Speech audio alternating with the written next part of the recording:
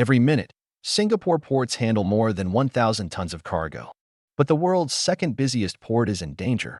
The Port of Singapore, together with its maritime industry, accounts for approximately 7% of the country's gross domestic product. Singapore's maritime sector makes a more substantial contribution to the country's GDP compared to China's massive construction industry, which accounts for only 6.2% of China's total economic output. While the Southeast Asian country's maritime industry and port operations have been pivotal in creating the strong economy the city-state has today, recent developments in the region have raised questions about its future stability. The most pressing factor is the potential realization of its regional neighbor Thailand's ambitious plans. Before we delve into Thailand's $28 billion megaproject, we kindly ask you to support our content by liking this video and subscribing to our channel. Your engagement encourages us to bring you more insightful updates and analyses. Thank you for being a part of our community. The Isthmus of Kra is the narrowest part of the Malay Peninsula.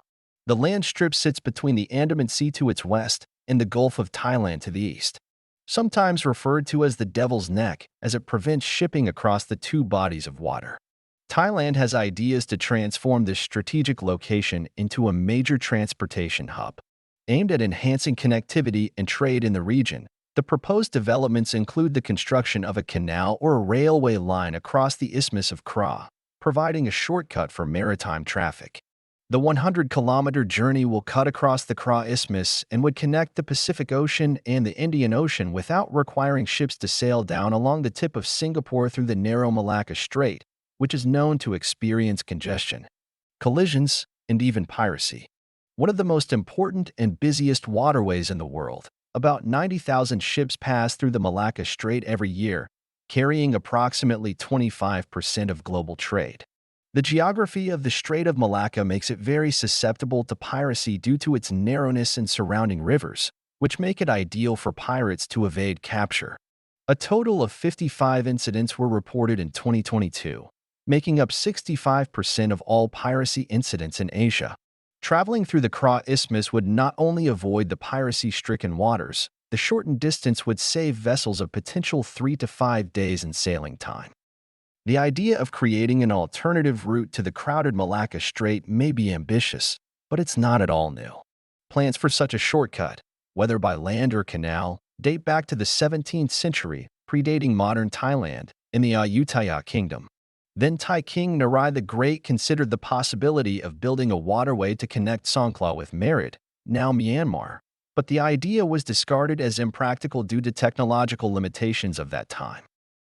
The idea of a canal resurfaced multiple times throughout history, but most recently, in the early 2000s, former Thai Prime Minister Thaksin Shinawatra again proposed to build a canal across the Kra Isthmus, reportedly having already attracted investment interest from several East Asian countries, including China. However, there were many opponents who raised several objections to the construction of the canal. For one, the canal would divide the country physically, separating 4 of the southernmost provinces from the rest of Thailand. Other concerns included environmental damage and having to deal with the excavated soil after the dredging of the canal.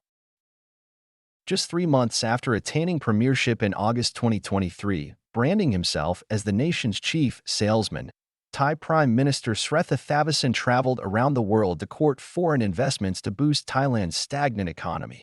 In November 2023, as leaders from around the world descend on San Francisco for the Asia-Pacific Economic Cooperation Summit, he is bringing his biggest pitch yet to a new crowd of potential investors. The Kra Landbridge, touted as a more feasible alternative to a canal, as it would not involve digging through the Kra Isthmus. The proposed 100-kilometer land bridge is estimated by Thai authorities to cut transport duration by an average of 4 days and lower shipping costs by 15%. The land bridge will connect seaports to be built in Ranong on the Andaman Sea and Chumhon on the Gulf of Thailand, and will include a railroad and a pipeline network. The project will cost an estimated whopping $28 billion to complete. Having previously pitched the land bridge to Chinese Premier Li Qiang and Chinese investors in October during the Belt and Road Forum held in Beijing, where Chinese and Saudi investors reportedly showed interest, Srettha has now gone further, looking also to the West to secure funding. What seems top of mind for Sretha is the domestic impact the project could have. The Landbridge, he says, is expected to create 280,000 jobs and increase Thailand's GDP by 5.5% per year when complete in 2039. As the proposed Kra Landbridge takes shape in Thailand, its implications extend far beyond the nation's borders, especially impacting regional power dynamics. Take, for instance, China, who imports over half its oil. Currently, over 80% of China's oil imports navigate through the Strait of Malacca, presenting a vulnerability known as the Malacca dilemma. This dilemma underscores China's heavy reliance on a single maritime route and the potential risk of a naval blockade disrupting its critical energy supplies. With the United States maintaining a robust naval presence near Singapore and frequently docking in the city-state, the Strait of Malacca remains exposed to the possibility of a blockade targeted at China. Conversely, the realization of the Kra Landbridge offers China an opportunity to fortify its strategic string of pearls, a network of alliances and naval bases encircling crucial maritime routes. This geopolitical chess move includes Chinese military and commercial facilities along its sea lines of communications. They also include deepwater seaports in locations such as Sri Lanka and Pakistan. The development of a Thai canal, in tandem with the string of pearls strategy, could significantly enhance China's influence in the region, an outcome met with concern by the United States and various Southeast Asian nations, including the Philippines. Against the backdrop of ongoing regional power struggles and conflicts, investment in the Kra Landbridge emerges not merely as an infrastructural project but as a potential tool to reshape power dynamics in the region. The prospect of the Kra Landbridge materializing carries a considerable likelihood, introducing a new chapter in the intricate narrative of geopolitical maneuvering and infrastructure development. Singapore's port, renowned for its efficiency and connectivity, could also experience a shift in dynamics. While the Kra Landbridge promises new avenues for regional connectivity, Singapore's role as a maritime hub will face challenges. As the world's busiest port until 2005, Singapore attributes a substantial portion of its economic prosperity to the strategic importance of its port and its favorable geographic positioning. Despite ceding the title of the busiest port to Shanghai in 2005, Singapore has consistently maintained its second position. The maritime sector, employing around 170,000 individuals, makes a significant contribution, accounting for approximately 7% of the country's GDP.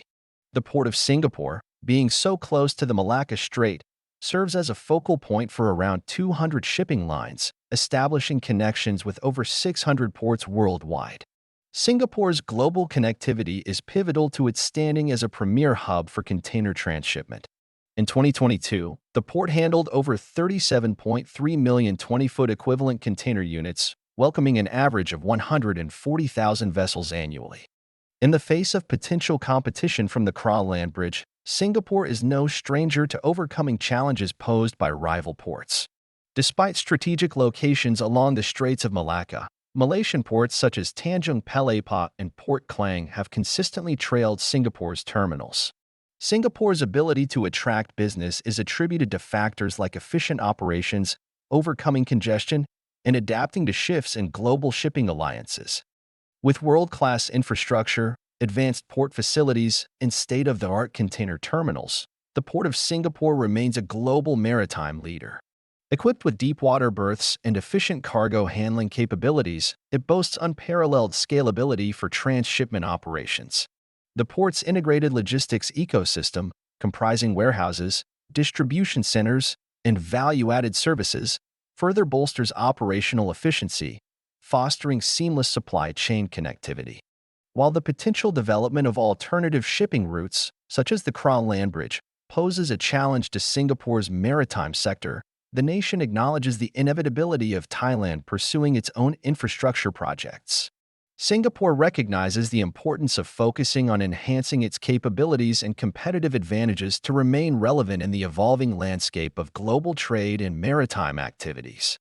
As a matter of fact, Singapore has already been undertaking a megaport project of its own to relocate its legacy and older port operations at Tanjong Pagar, Keppel, Pasir Panjang and Brani terminals to its brand new Tuas Port to be fully developed by 2040.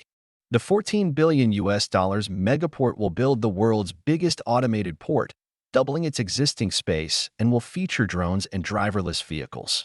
When completed in 2040, it will be able to handle 65 million TEUs, more than the 50 million TEUs that the world's busiest port in Shanghai can handle.